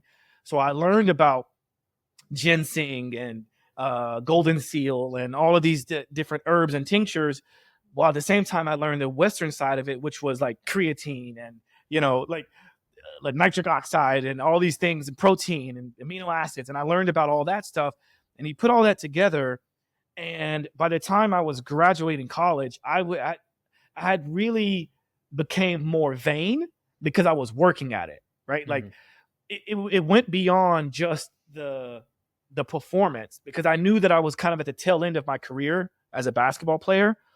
And I was thinking like, I'm probably never going to make it pro just because of whatever, I ended up breaking my wrist and doing all kinds of things. So I thought, well, I've got this body that I've been working hard at. And all these girls tell me, even the guys come up to me and like, bro, I want to train with you. I want to do what you're doing. I want to take what you're taking, Yeah. And so, I got these photos in which I'm in my underwear, because it was part of the subject or the assignment in my photography class, right? Like, the assignment wasn't for me to be in my underwear, but the assignment was to bring about, I think, vulnerability or something like that. And one of the girls was really cute, and she thought I was cute. And so she was like, hey, will you be my subject for the vulnerability piece. And I was like, yeah, sure. So I had some images. I'm in my underwear, and I thought I'd look good, and then when I actually got to Oklahoma City after I graduated, I worked with this photographer who's a good friend. His name is Quentin Myers, and he did my first like bona fide fitness modeling shoot. And so I'm doing all these poses, and I thought I was the shit, And I got all these images back, and that's what ultimately got me discovered. And I was working so many like random jobs. Like I used to be a door-to-door salesman. I used to go in the heat of the summer with a full suit on. I would go and knock on people's doors and sell these marketing pamphlets where you could either get pizza or go to a baseball game or a football game. And that enabled me to make a lot of money. I was good at it, but I knew that that's not what I wanted to do. But it's that hustle mentality that was like, I remember I knocked on this guy's door, this huge, amazing house. And I had a group of people with me, a group of kids, young guys with me who also wanted to do what I was doing, right? It was part of a day of observation. And I go and knock on this guy's door, and he's kind of seen it before. He's like, we've seen door-to-door salesmen, but he thought something was different about me. So he's like, he opens the door and he's like, what can I do for you? And I'm like, hey, nothing serious. Just want to ask you a question. Do you like baseball or football, pizza or salad? Something like that. And he's like, you know what? He's like, come on in here. And I was like, no, I can't. I'm not allowed to. I've got so many more people to meet today because I'm giving away free pizza and baseball tickets. If you're not interested, I got to go to the next person, right? Or whatever. Mm-hmm. So he's like, this guy's good, right? So he ultimately ends up inviting me to interview for his company because he was the head of Trader Publications, which is the company that runs Auto Trader, Truck Trader, Boat Trader, all that. So he was the head of Auto Trader or of Trader Publications. I just knocked on his door, basically tried to sell to him. And then he turns around and says, if you'll meet with me, you come to my office, I'll buy the rest of those tickets so that you don't have to stay out here. And I was like, okay. So the next day I went and I met with him. He offered me a job, ended up getting that job. And, he was like, Josh, like, I respect your hustle. I think what you're doing is amazing and you're good at what you do. He goes, but don't you want to have benefits? And don't you want to have like, insurance? And don't you want to like not have to be outside sweating your balls off? Like, don't you want to be like whatever? And I was like, yeah, sure. But I knew he was telling me that because he wanted me to work for him. But I took it a step further and thought, okay, if he sees this in me, what do I see in me? I see even way more possibility than what he even sees because I haven't showed him half of what I can do. Right. So I thought maybe I can use this as a catapult to get me to the next level. So I'm at this place, Trader Publications. I didn't have to be there all day long. Like I most of my job was driving, right? So I would drive around. I was a regional manager. So I would drive to different like what do you call those places? Dealerships. I would drive to different dealerships, sell them advertising into this magazine. And then once my day was done, once I finished my route, I'd go home. But not Josh, right? This place had the best Wi-Fi and the best computer systems. So I would finish my route early, go back into the office and send out casting calls. And I would submit to different castings and I would submit all, and they're like, Josh is he loves to be at work. He's here. And I'm like, yeah, so I got some of my first gigs from the next job that I was working at. Wow. So when I got that opportunity, when they invited me to come to New York to meet at Rodale and Men's Health Magazine, hell yeah. So that's it, man. Whoa. Holy guacamole with that story, man. I mean, your hustle and tenacity and energy, obviously, that is infectious in the best way possible is absolutely inspiring. I mean, wow. Hat to you. How did you end up working with like big stars going on tours? Talking about Madonna. I mean, this is as big as it can get. Barbie, Madonna. I mean, it's it's like the one namer, right? Yeah, there's not even a last name there. It's as big as it gets. Exactly. Okay, I'll give you the short version of that one, because it's also a pretty crazy story. But keep in mind, all of this is succeeded, or it's after the fact that I moved to New York. So I'm in New York. Part of the reason why I started playing basketball again, because remember, I thought that, so I graduated college. I thought my basketball career was over, but because it was such a big part of my life, I was like, okay, if I'm moving to New York to do modeling and acting, I need to be fit, right? And I didn't have the money to be able to pay for a gym membership, and I didn't really need one, right? So I was like, okay, maybe I could become a trainer at a gym so that I can go to the gym for free and work out. And I got hired to work at Bally's, but I quickly understood the big gym business model, which I hate, right? I mean, I strongly dislike. Okay. So, it's the system in which, couple things here, and I'm going on tangents. I will get back to it. I promise. The big box gym system of today is designed for people to fail. It's not designed. So if every person that they sell a membership to, if every person actually came to the gym, then there would be no way that they could sustain that business model, period. So I don't like being involved in any organization or system that is designed for people to fail, right? So I didn't understand that, though, until I was behind the scenes. I got hired to work at a gym like Bally's, and there's nothing wrong with Bally's, but like that's the same model that most big gyms employ. So then I'm like, okay, so what do you want me to do? Because I'm not quite certified with the certification you want. I did have a certification, but not the certification they wanted, because they wanted you to be able to work until you're certified, but work for free, right? They call it getting floor hours, right? I think of that as modern day slavery, but they want you to get floor hours and work for free until you get your certification that they want you to get. And then you can work and give them more than half of your money. Right. So I go, thank you, but no thank you. I quickly don't do that. And then now when I understand that, though, I see that at all of the big major gyms, and I'm like, wow. So I thought to myself, if one day I ever get my own gym, that is an example of what not to do. So that's what I don't do. Like, so anybody that works for me knows we're very upfront about it. We want everyone to show up. We can let you know if we're over capacity, blah, blah, blah, blah, blah, blah. Right. Now, since I didn't get that job, since I didn't actually start working there, I didn't have a gym to go to. So I heard about this gym on the Upper West Side that they have a basketball league, right? So a friend of mine invited me to go play at this basketball league, or actually it was just pickup ball, right? They were just playing pickup, hey, come and play. And we heard you're a good basketball player, so come and play and, meet some people. Cool. Well, I'm playing there a couple times, and the guy comes up to me one day randomly, and he was like, hey, where are you from? I'm like, I'm from Oklahoma. He's like, okay. He's like, have you heard of the men's league that we have here? And I'm like, well, yeah, I heard someone talking about it, but like, I don't know. He was like, well, are you playing? And I'm like, I would like to, but I'm new here. I don't know anybody. He was like, I want you to play for me, and I'll pay for your entry fee to play for me. And I was like, okay, cool. Now, I happen to be on the team that had some of the best players in that league.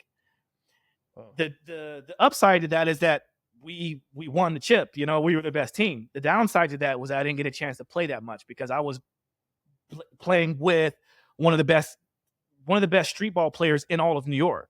Yeah. Okay. Now, what ended up happening is that next year, I ended up the next season, because I think it's 2 or 3 seasons per year. I quickly realized that, wait a minute, if I want to make a name for myself, then, what happens is if you win, you get free entry into the next season. Keep in mind, I didn't have a lot of money, right? Yeah. So this was the hustle. So the next season, I'm like, I can choose to play with whoever I want to play with. And I said to the guy, I'm like, listen, if I'm not going to get a chance to play, then I would rather, build another team. It is what it is. No hard feelings. So I ended up playing with another team. My entry fee was free. I ended up getting MVP of the league. Oof. Okay. Now, I mean, I had some insane games, like 50-point games and, 3-point records and all kinds of stuff, like I was balling out. And so keep in mind, this is just kind of like pick up men's league, kind of like whatever. Mm-hmm. Well, I ended up getting scouted by Rolando Blackman, who's a legend in the NBA. And he's friends with my manager now. He wasn't my manager at the time, but they came to watch me play and basically vouched for me to be able to play overseas. So now I'm playing overseas now. I come back. Every time I come back, I want to stay in shape. So I go to that gym because I can be there for free, basically. And one day, this lady comes up to me and she's like, "Hey, I know you don't know me, but I've been watching you over the years. I've seen you in magazines, and I know you're really good in athletics. I've seen your body, but like, if you have any kind of dance ability, I imagine you do, I might have a perfect job for you." And I was like, well, yeah, I can dance, like all black people can dance, right? I mean, it's like supposedly. And so I was like, yeah, like, why not? So she gives me this piece of paper and basically is like, listen, my friend is the general manager for Tracy Anderson. I didn't know who Tracy Anderson was at the time, quickly found out that she was Madonna's trainer. And long story short, she was hiring males and females that had dance background and fitness training background. I fit that. Ended up getting that job. One thing led to another. Ended up helping her to train Madonna. Madonna ended up liking me. And then Madonna decided to keep me on. And I got a chance to tour the world with her and built my business off of, word of mouth by working with her and so on and so forth. So, wow. Yeah. How long ago was when you started working with Madonna's team? Well, so I got the gig with Tracy Anderson, I think in 2008. And I think I met Madonna like sort of the end of 2008, or certainly it was the end of 2008. So 2008. Oh, a while ago. A long time ago. And I mean, to this day, I still communicate with her. And like, I was back working full time with her during the pandemic. And that's why I was living in LA, because she's based in New York, but she, like, during the pandemic, I think it was better for her because we were in the Hamptons for about 3 months in quarantine together as a family. And then she decided that she wanted to move to LA. And so I spent about 10 months with her during the pandemic. And then I ended up having to go to Budapest to help to birth my daughter. So that's why I went to Budapest. But I mostly went to Budapest because my buddy Oscar Isaac was shooting a movie. He was shooting a TV show called Moon Knight. So he was shooting Moon Knight at the same time that my daughter was about to be born. So it worked better for me to do that as opposed to staying in LA and working with Madonna. So, wow. Yeah. What was it like to be in quarantine with Madonna? With the family, with the yeah. As a family, their team, Yeah, like it's the way that I would normally say this is like, oh, it's no different than me being here, really, because it's not. But to the average person who doesn't even understand like if I was speaking to someone else who works with Madonna, then they would understand what I'm saying. I think what most people probably want to hear is what it's like in terms of like, is she hard to work with or this and that. But I mean, to be fair, she's very busy. So most of the time, like, I'm not interacting with her except for when I need to interact with her for those couple of hours to either do physical therapy treatments or fitness training or whatever. So the rest of the time, it's just like, during the quarantine, I had a blast, man. We had like, because there was about 18 to 20 people there together. So like nannies and assistants and trainers and all that stuff. And so we had enough people to do soccer games. We had enough people to do basketball games, which obviously I love basketball, and her boyfriend at the time was a really good basketball player. And we had a couple other guys around and we were all quarantined together. So like, why not? Right. So we had the most fun ever. I was riding motorcycles and four-wheelers and horses. And I mean, it was a blast. Oh, it was amazing. It was amazing. That's so awesome. Sounds like the best quarantine experience possibly in the whole state of New York, if not in the world, but definitely in this, this is talking about New York. That sounds Yeah, like it was amazing. like a long, big party of a good amount of people together. I mean, yeah, that's awesome. What It was good. so wow, it blows my mind. It blows my mind because we talked about the fact that your passport didn't show up, and you got to hang out with Uncle Mike and such, and it seems like and this is something else I talked about with Ian Mitchell, is like the path is pulling you. It's like we are taking action all the time. I mean, you were hustling, you're doing a million and one things, from one thing to another. You have your vision, like you're pulled to do all these things that seem quite huge blessings and experiences, especially in this life you're living. How are you? What's how are you seeing your life? Are you like you waking up? Are you like super grateful all the time? I'm curious how your life is going. It sounds amazing. That's what I would say. Listen, great question, and thank you for that. I am beyond grateful. Gratitude is one of the key points of my show, my podcast called Simply Walk the Talk. At the very end of Simply Walk the Talk, one of my main questions is, what makes you most grateful? I ask that question because it keeps me accountable to my gratitude, my own gratitude. And there was a point in time when I was like every day for a year, I was writing in a gratitude journal.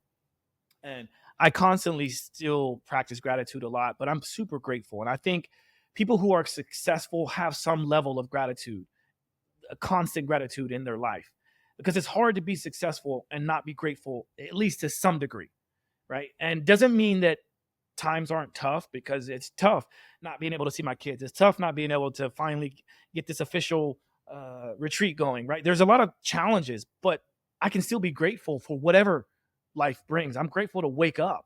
I'm grateful to be able to communicate with you and have a roof over my head, and to be able to have experiences that I can share with you so that others can understand what that's like to hear these experiences. But I'm beyond grateful, man. I'm very, very grateful. It's so beautiful. Do you have a gratitude practice at the moment? Did you do something you can share with our audience? My gratitude practice comes when I do my breath work, and it is just very simple. Just like I and I don't have like a spoken mantra, but I do think of it, and this mantra is: our bodies and minds adapt to what we do most of the time. If you want to change your body and mind, you must change what it is you do most of the time. That mantra is within me and exudes from me in everything that I do. And so when I just think about that, even just saying that is one level, but just thinking about it is like, right? Because the only constant in this world is change, right? Absolutely. And so if you want to change, and that's a big part in breaking up that sentence, like the start of the second sentence is, if you want to change your body and mind, you must change what it is you do most of the time. And so when you think about that and you get really, really deep in thought on that, then you think, well, what are the things I do most of the time? And that should give you the level of the five pillars in my book. The why number one is number one. The one with the biggest amount of focus is quality awareness, because that's the thing that we can and should do most of the time. That's the one thing that we can do throughout our entire day. We can. We don't, but we can. Then the next most important thing that we do more than anything else should be sleep and recovery. Should be, right? And then the next thing that we do more than anything else is consumption. We're either consuming the energy around us, we're consuming the environment, or we're consuming food and drink. And then the next thing that we consume more than that is being active. And then the thing that we focus on probably the least amount than anything, or we should, is exercise. But what ends up happening is more people put more focus on the exercise component than they do anything else, but that has the least bang for the buck, right? Because it's maybe adding more stress, it's keeping you from sleeping.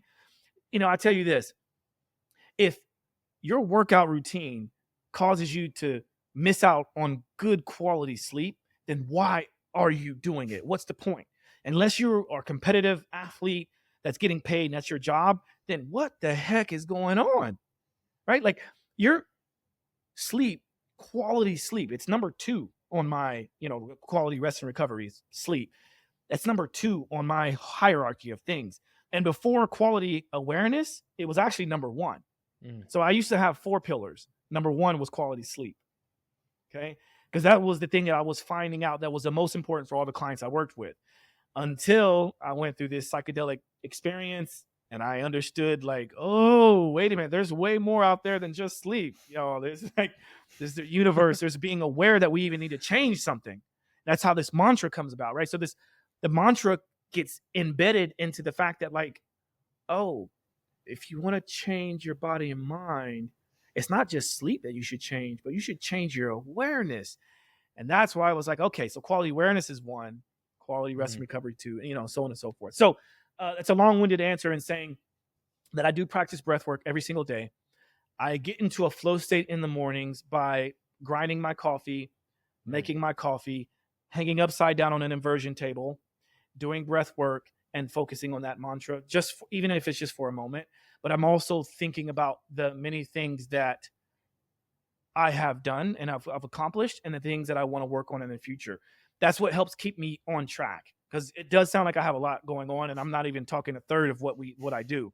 But what helps keep me on track is, like, I focus and I concentrate, and I am gracious. I have gratitude for all the things that is in store for me in the future. What kind of breath work do you do? Again, changes.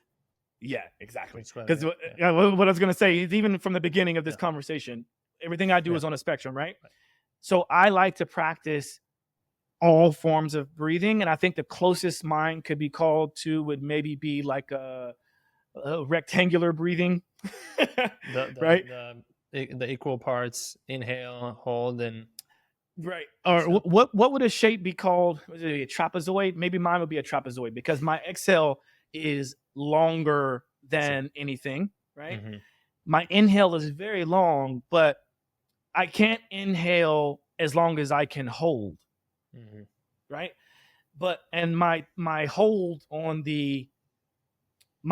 after the inhale is a lot longer than my hold after the exhale. For sure.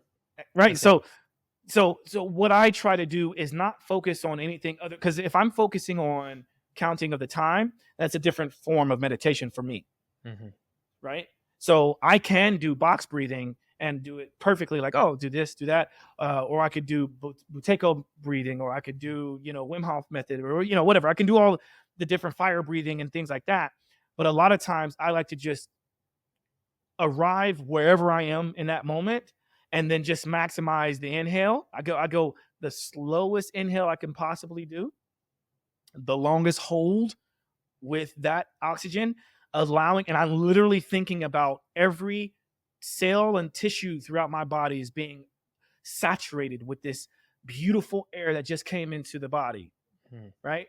And now the longer I hold it, the longer that my tissues get saturated with this beautiful amount of oxygen.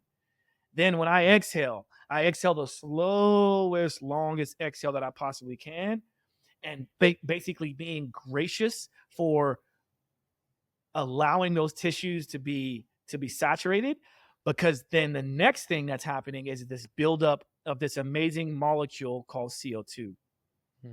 So as I exhale, I'm now thanking the body, thanking the universe for the CO2 that is now building up. That's also helping to offload the oxygen molecules from the hemoglobin, which allows for better oxygen utilization in the first place. So it's just this whole cycle of being gracious for what that process is without counting, any certain way. That's awesome. I love that your mind is on the gratitude once again. So how much time you're spending in gratitude, and you have so much knowledge on the the physics of it and everything else that has to do, so you can really tap in. You don't have, perhaps we start with box breathing or something else, or Wim Hof method, to kind of get the mechanics, and years after, on your path, you don't have to think about those things. You're doing what you're feeling tuned to do intuitively, and you can really focus at that time with the visualization, it sounds like, and gratitude for all that. That's so beautiful. If we have time, I'd love to hear about when awareness became one of the pillars of your ethos with this psychedelic experience. Yeah. So what's really, really interesting is I actually wrote the book. Tessa and I wrote the book before I had this weekly psychedelic journey, and I was thrust into the wolves basically, right? Just kind of head first, because up until that point, I hadn't done anything except cannabis and alcohol. I'm not a big drinker and never was. I didn't drink alcohol until I was 21.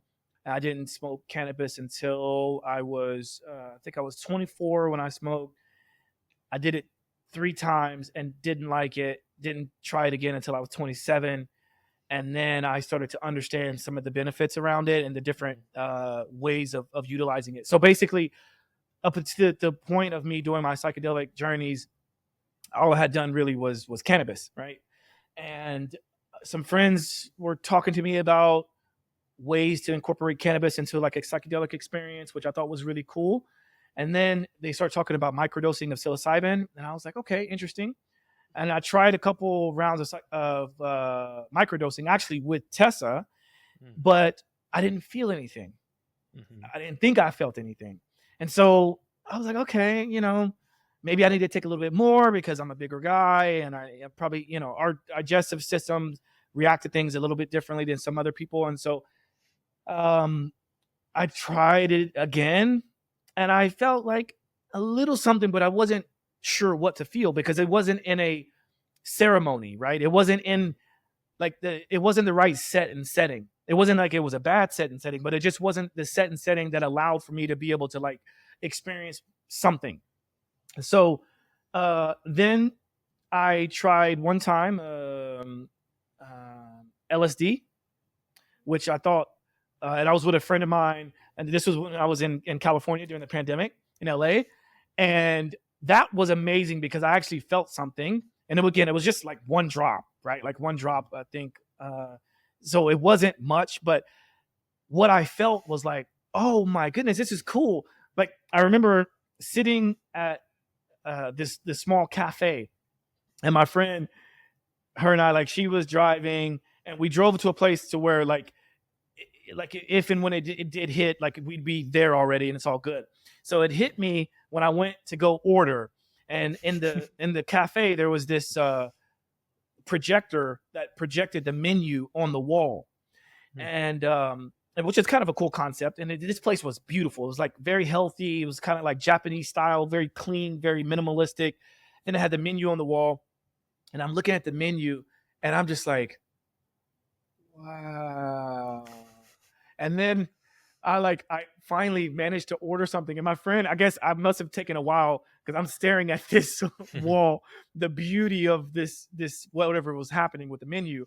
My friend comes in and she's like, everything okay? I'm like, yeah, like look how cool this is. And she was just like, I think it's working. I'm like, what? Anyway, so we order, and I remember when the food came out, before the food came out, the drinks came first. And I had ordered this sparkling coffee. Like it was a sparkling coffee drink. And I remember as soon as they set the glass down or the cup or whatever, I look at it and I go, this is so beautiful. And my friend is like, what are you talking about? I'm like, look at this. And each of those bubbles, the sparkling bubbles, Yeah. look like diamonds. And it was just like popping out. And I'm like, look at this. You don't see that? And she was just like, Josh, she's like, it's working. And I'm like, okay, I get it. It's working. But like, seriously, behold the beauty of this right now. And she was like, that's the power of LSD. And so that was my first kind of like, whoa moments of something as simple as a menu projected on a wall and diamonds in a cup and coffee, right? That's huge. And so I thought, okay, there's something to this, right? Because I'm able to appreciate the beauty of nature, so to speak, right? So again, nothing really happened after that. And then I finally got invited to do a weekly, like a 5-day retreat in which there was multiple substances or compounds being taken. So I think it was what is it called? So we did DMT, we did MDMA, we did uh, we did euthylone, I think was one, and we definitely did the last day we did 5 grams, so a hero dose of psilocybin, and that was very profound. I mean, keep in mind, all I had done at that point was barely any like microdose that I didn't feel much. And then I got thrust into this very potent, I grounded myself. So I was able to connect with it.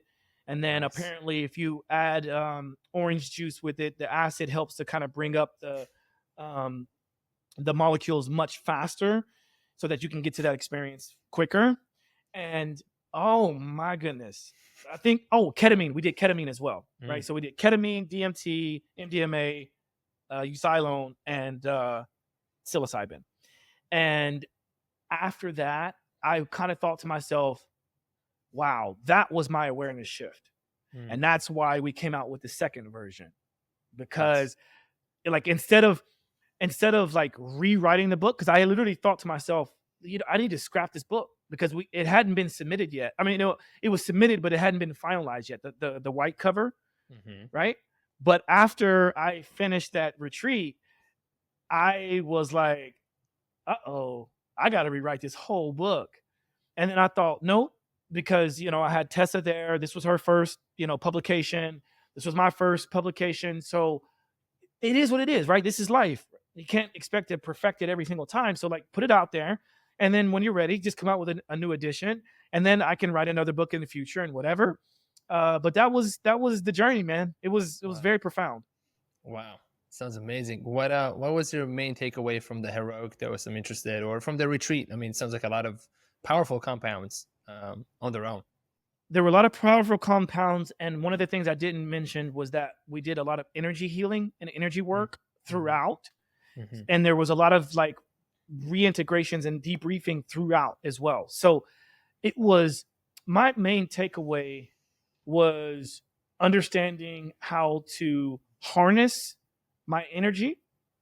And this is going to sound very esoteric, but to be able to harness the energy that I have within me and around me, and also how to protect it.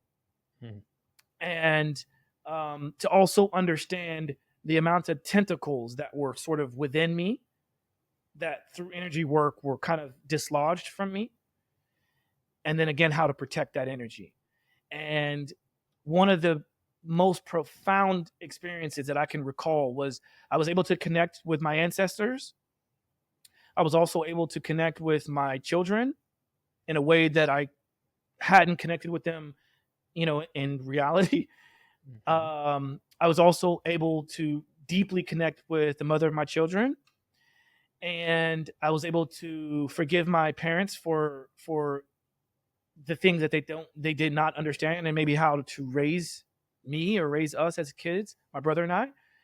And I also was able to face fears, like any sort of fears, because we were told that if you see a serpent or you're in the underworld, just go head first into the serpent's mouth and things like that. Don't try to run from it. Don't try to resist the things that are difficult, because it can make your journey much more difficult. And that was very, I think, synonymous to life in general. So sometimes you have to, do the thing that's the hardest. Sometimes we feel like we don't say something to someone because we think that it will hurt their feelings and that it's going to make the situation better. But then you find out a year later or however much time later that, like, if you had told them that then, yes, it would have been painful, but it'd be far less painful than it is once they're fully invested in said situation. So I learned to be more authentic, to be fearless, and to have much more empathy in others. Wow.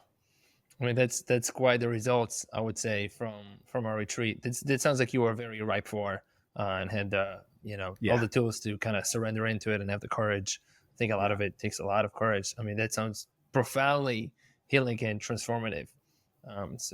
Kudos to you for doing that work. Kudos for you for doing all the work that you've been doing. And Thank really you. sounds like listening to all the little whispers that however people want to call it, God, consciousness, the universe has been calling you to do, and constantly showing up as your authentic, true, and motivated self. So, Josh, huge kudos to the man that you are. I'm in awe with you, and I'm super grateful for you sharing this time with me and with us. Where can people find you? I mean, you have your podcast, Simply Walk the Talk. What else we got for everybody? Yeah, so I'll share so you can put it in the show notes. But we've got the book, The Awareness Shift, with the yellow shift. We've got the podcast, Simply Walk the Talk, on all major platforms. I usually ask people to go, if you have the time and the desire, to go and watch it on YouTube. So I have a YouTube playlist on my YouTube channel, and I'm on Instagram and all social media platforms, fortunately, with the same tag or the same username, at Joshua J. Holland. So That's Joshua with my middle initial J and then my last name Holland. And my website is joshuajholland.com. And that's it. That's awesome. That's awesome, man. I'm inspired by your energy and your path, and Thank you. everything that you're embodying. Yeah, thank you so much for what you're doing, for who you are, and for contributing a lot to this experience here on planet Earth, I would say, and beyond. There's much more than I want to talk to you. I know we're coming on our 2 hours now. I'm sure we're going to have a follow-up. Thank you, Josh. Thank you, everybody, for listening. Yeah, thank you. And if you listened up to this point, all the listeners and viewers, thank you as well. If you are curious about learning more about me, feel free to hit me up. Maybe we can get you onto my show at some point, Yoni. And I'm glad that you hit the record button, because can you imagine almost 2 hours of no non-recorded material? Absolutely. So thank you for that. Keep spreading the light, man, and keep doing your thing. Thank you. Hello, everybody. See ya. Well, lovely beings, I hope you enjoyed and were inspired by this conversation as much as I was. You can find the full show notes and all episodes on my website at yonihavana.com/podcast. If you are a man and you are called to do transformational work to become a better man, to find and grow the divinity within you, and you are longing a community of masculine men who share a passion for growth, please check out Men of Integrity by going to moi.community. Lastly, if you are enjoying the Yoni Havana podcast, I'd be so grateful if you take a moment to leave us a rating and a review on your podcast app of choice. The Yoni Havana podcast is a brand new show, and your support would help reach new people by rating higher on the algorithms. Also, your feedback would help me deliver the best experience to you as the show keeps evolving. Much love and a big aho. See you on the next one.